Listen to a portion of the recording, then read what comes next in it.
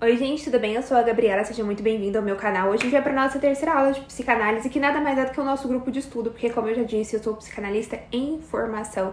Eu não tenho estudos para poder vir aqui, não é uma aula aqui como psicanalista, tá gente? Então é somente de uma estudante que aprende ensinando e que gosta muito de ensinar, e eu fico feliz que esteja sendo proveitoso para vocês que estão acompanhando as aulas de psicanálise.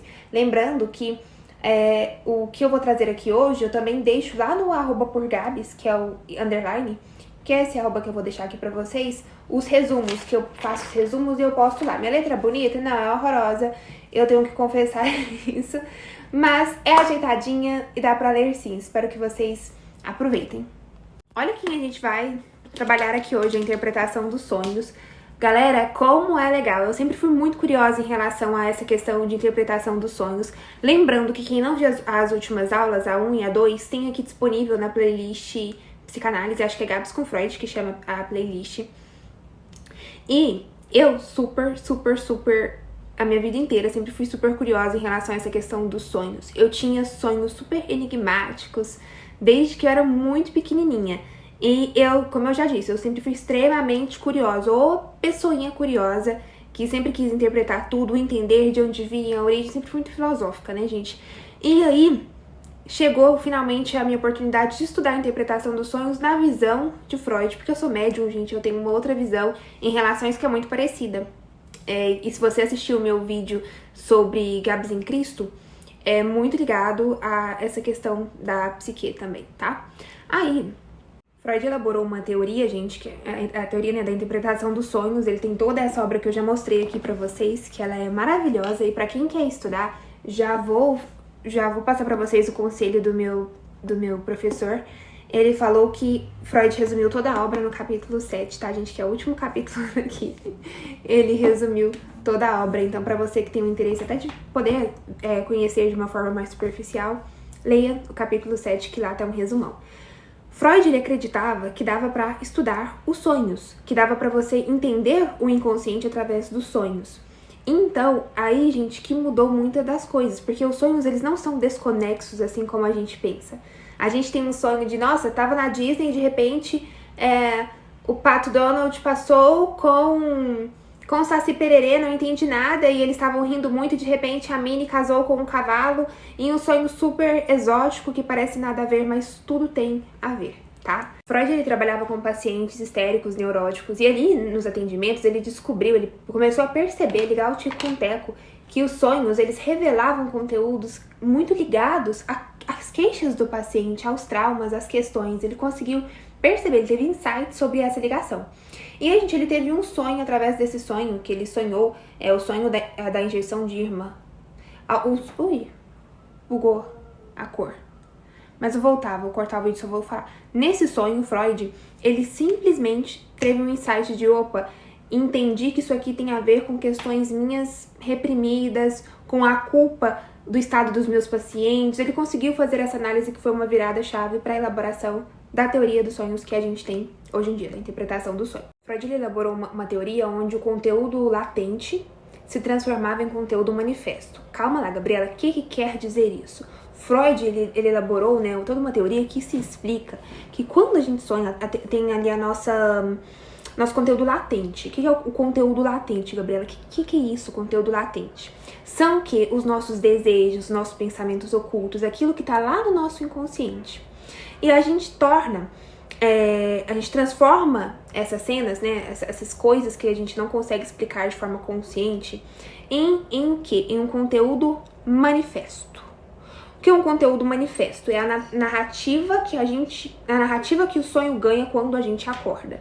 E para eu poder explicar para vocês o começo, porque não essa aula aqui vai ser só a primeira parte da teoria dos sonhos pra gente poder entender.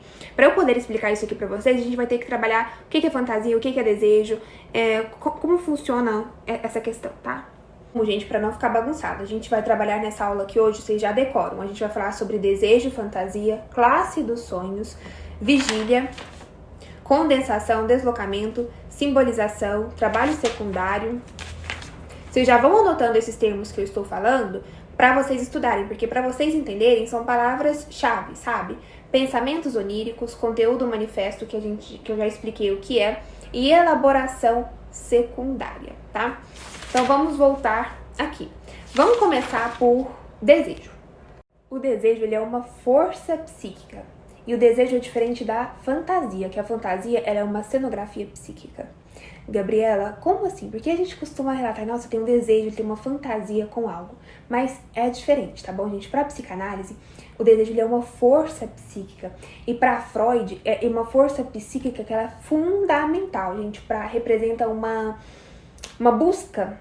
O desejo, ele representa uma busca incessante, tá, gente? Por satisfação e sentido para uma carência que nunca se preenche totalmente. Então, olha aqui, o desejo, imagina a estrutura psíquica, imagina eu consigo compreender as coisas assim, imagina que aqui dentro tem uma força psíquica e tem um desejo. E o desejo, ele é uma força psíquica que ele tá ali numa busca louca, maluca, incessante por uma satisfação e sentido para alguma coisa, por uma carência, por uma falta que ele não consegue, entendeu? E pra Freud, esse que eu quis dizer, gente, é porque literalmente o desejo pra Freud, ele nunca tem um fim. Ele sempre vai ficar na falta. Porque o objeto é como se Freud dissesse, olha aqui, eu até anotei uma parte, ou seja, o desejo nunca se realiza completamente, porque o seu objeto está sempre faltando ou deslocado. Então, gente, ou seja, o desejo, ele nunca para, é uma força motriz ali super necessária para psique. E aí, quando o desejo, por exemplo, eu vou te dar uma situação que eu trabalho muito, as meninas que têm uma falta de pai e ela projeta essa questão no marido, nos relacionamentos amorosos. Preenche a falta dela? Não. Então é isso que Freud quer dizer, tá? E a fantasia, olha aqui, a fantasia é a cenografia psíquica. Gente, agora vamos imaginar, porque a psicanálise, ela é extremamente rica, poética, filosófica. Acho que é por isso que eu sou tão apaixonada assim. E aí, quando a gente olha, né, o que é a fantasia? A fantasia, gente, é a cenografia psíquica, olha só, a cenografia psíquica em que o sujeito, ele dá ele cria um enredo imaginário, tá? Ele cria um enredo imaginário para ele conseguir dar forma e sentido para um desejo dele. No exemplo aqui que eu vou trazer para vocês, você não teve uma família feliz, aí você fantasia que você vai ter uma família feliz. Isso se torna um objeto simbólico do seu desejo. Consegue entender? A fantasia, ao contrário do desejo, tá, gente? A fantasia, ao contrário do desejo, ela faz o quê? Ela não é como o desejo é insaciável, ele é dinâmico. A fantasia, ela é já mais concreta. Ela cria um cenário. Então, ela cria um cenário imaginário para aquele desejo poder se manifestar. O desejo, ele é o que move o sujeito. E a força, assim, gente, tem até a palavra aqui, que agora eu não vou lembrar dessa palavra, eu não vou achar ela aqui no meio desses textos. Mas ela é uma força profunda, ela é uma força insaciável. E já a questão ali da fantasia, ela dá uma forma em que o desejo ele possa ser vivido e manifestado. Então ela cria todo o cenário. Lembra aquele exemplo da família perfeita? Então eu crio um objeto para aquele desejo se manifestar. Eu crio a fantasia da família perfeita, o cenário que aquilo vai se manifestar. Então Freud percebeu que todas as fantasias, desejos, pensamentos ocultos, eles se manifestavam, gente, ali nos nossos sonhos. E os sonhos, o inconsciente, ele é o quê? Ele é tudo abstrato. O inconsciente, ele se manifesta através de metáforas. Ele não fala igual eu tô falando aqui com você. Ele não revela de uma forma tão tangível, tão clara para nós. E aí Freud percebeu que quando a gente estava em estado de vigília, o que é o estado de vigília? É esse nosso estado aqui, ó, acordados, é o nosso estado onde estamos mais conscientes, mais racionais. A gente não lembrava muitas das vezes dos sonhos que a gente teve. Quantas foram as vezes que você acordou sem lembrar do sonho ou lembrava muito fragmentado? Freud chama isso de resistência psíquica, que é quando aquilo lá tá tão oculto, você tem tanta resistência de olhar para aquele pensamento oculto, para aquele desejo, para aquela fantasia, que você, ao acordar, você começa a racionalizar demais, gera uma resistência psíquica e você esquece do sonho. Todos aqueles conflitos inconscientes, né, a Freud tem uma coisa que a gente tem que falar aqui também, pensamentos oníricos. Pensamentos oníricos são esses pensamentos ocultos, esses pensamentos que são esses conteúdos latentes. O que são os conteúdos latentes, gente? São os conteúdos, nossos desejos, isso aí, tá? Pensamento onírico são os nossos conteúdos latentes. Então, Freud percebeu que quando a gente tem muita resistência de, às vezes, encarar alguma coisa, confessar para nós mesmos, quanto mais resistente nós somos de encarar esses pensamentos oníricos, mais resistente a gente fica para conseguir lembrar do sonho completamente.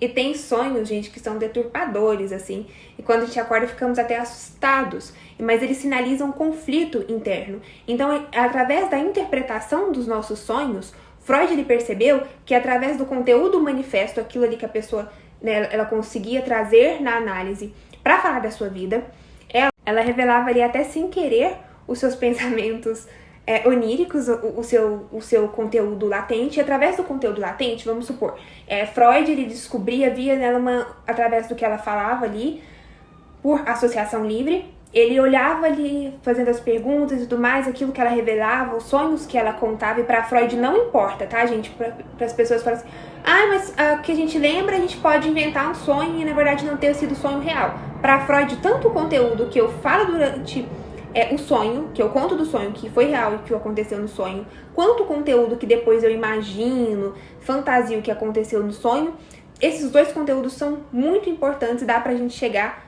lá no trauma. Dá pra gente chegar num medo profundo da pessoa, naquilo que conscientemente ela não consegue trazer, ela não consegue verbalizar. Tá ficando claro pra vocês? Tem alguma coisa confusa? Vocês podem me falar, podem me corrigir, porque como eu já disse aqui, isso aqui é um espaço nosso, eu tô vocês também, então a gente tá aprendendo juntas e vamos nisso. Então, tá. E aí, Gabriela, a gente já falou de pensamentos oníricos, conteúdo manifesto. E aí o Freud ele acredita justamente que o trabalho do analista é pegar o conteúdo manifesto para, através da associação livre, chegar lá no conteúdo latente e descobrindo, por exemplo, o desejo profundo da Gabriela. O desejo profundo dela é... Fala uma coisa, gente. Deixa eu pegar uma coisa aqui.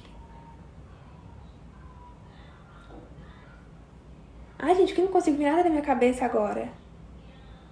Deixa eu pegar um exemplo de alguma outra coisa. A resistência psíquica aí, ó, gente, ó, o medo de vocês me analisarem. Mas não fui boba, peguei um exemplo.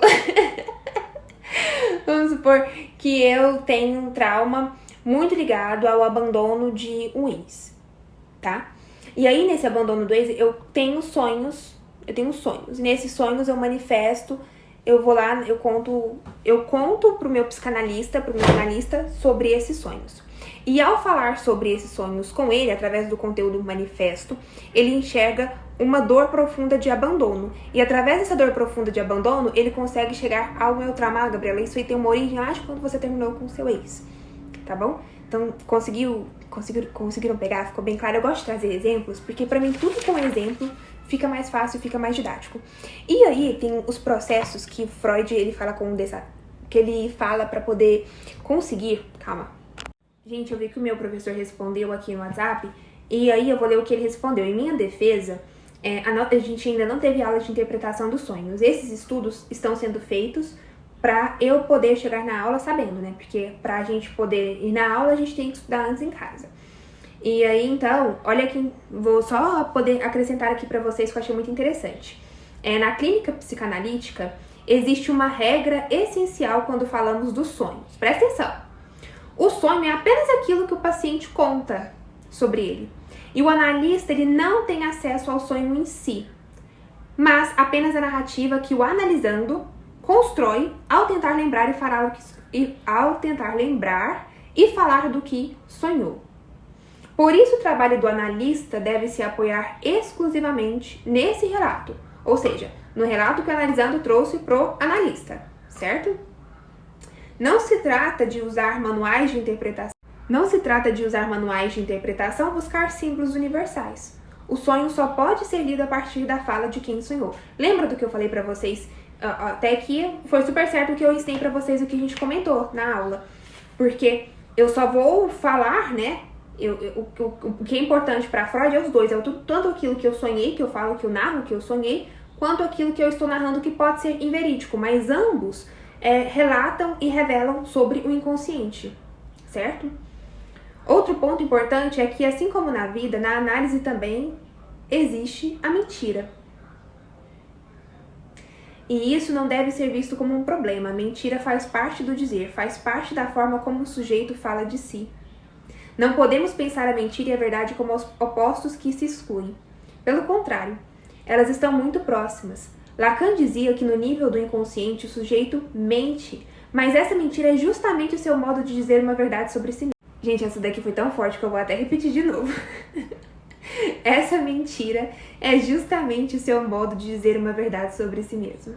Vocês vão dormir pensando nisso, porque eu vou, praticamente. Assim, o mais importante é interpretar a história do analisando a partir dos próprios significantes que ele se vale para produzir seu discurso, sem se apegar propriamente se aquilo é verdade ou mentira, por quais são os efeitos disso na vida daquele sujeito. Então, exatamente, aquilo que a gente falou tá super certo, tá super correto, estou muito feliz. E aí, a gente falou sobre, vamos trazer conceitos da interpretação dos sonhos agora, os conceitos, condensação, deslocamento, simbolização e trabalho secundário, tá? Na condensação, né, vamos ver como que se estrutura, né, esse sonho.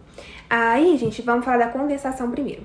A condensação, o sonho, ele combina várias ideias, pessoas, objetos ou emoções em uma única imagem ou objeto. Assim, muitos elementos se fundem em um só para economizar espaço mental. Porque Freud, aqui na interpretação dos sonhos, ele fala sobre isso, né? A mente, ela é muito esperta, gente, a mente é muito ligeira e ela economiza espaço, sim, tá bom? Então, o que vocês têm que entender? O sonho combina várias ideias, imagina várias ideias, pessoas, objetos e emoções, e eles condensam tudo em um objeto, em uma coisinha. Então, tudo que tá aqui... Isso me lembrou muito Sete de Copas. Whatever. Vamos lá pro outro. Deslocamento. A importância emocional é deslocada de uma ideia ou objeto para o outro. Ou seja, a importância que eu dou para alguma coisa, alguma situação, ela é deslocada a um objeto para o outro, menos ameaçador e mais neutro. Isso permite que os desejos proibidos apareçam disfarçados. Simbolização. Certos objetos ou ações são substituídos por símbolos que representam algo reprimido ou não explícito. Esses símbolos podem ser universais, como eles também podem ser pessoais. Como assim, Gabi? Símbolos universais. Sinal vermelho, semáforo. É um símbolo universal. Todo mundo que vê... Pode ser um par, ele causa alguma coisa. Não sei, não tô lembrando. A cobra. Símbolo universal da traição. Gente, eu acho que o semáforo não se encaixa aqui. Mas a cobra eu tenho certeza que se encaixa, tá? A cobra fala de traição, fala de algo sorrateiro, tá? Pro símbolo pessoal, pode ser que pro mundo, né, pras pessoas, esse símbolo universal, ele tenha esse significado. Mas possa ser pra mim, Gabriela, por exemplo, eu sou fascinada, eu acho cobra a coisa mais linda do mundo inteiro, eu amo cobra. Então, pra mim, cobra tem um significado muito diferente. Ali no meu sonho, o analista, ele vai conseguir identificar isso, tá, gente?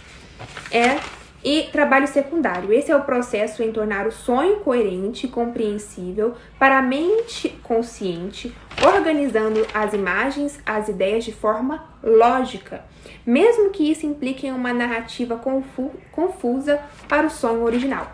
Lembra que eu falei para vocês que quando a gente acorda, a gente tem uma resistência psíquica, muitas das vezes a gente não consegue lembrar de tudo. Então é isso aqui que está falando. A gente começa a querer interpretar e entender aquilo de uma forma lógica, explicável, racional, tá bom? Então essa foi a primeira parte. Espero que vocês tenham gostado. Eu tô estudando mais pra frente, só que eu só vou trazer os conteúdos, a gente vai falar sobre o esquecimento, a gente já falou, e o próximo pedaço é sobre regressão. E vamos trazer mais aulas sobre. Tô amando dividir isso aqui com vocês. Beijão!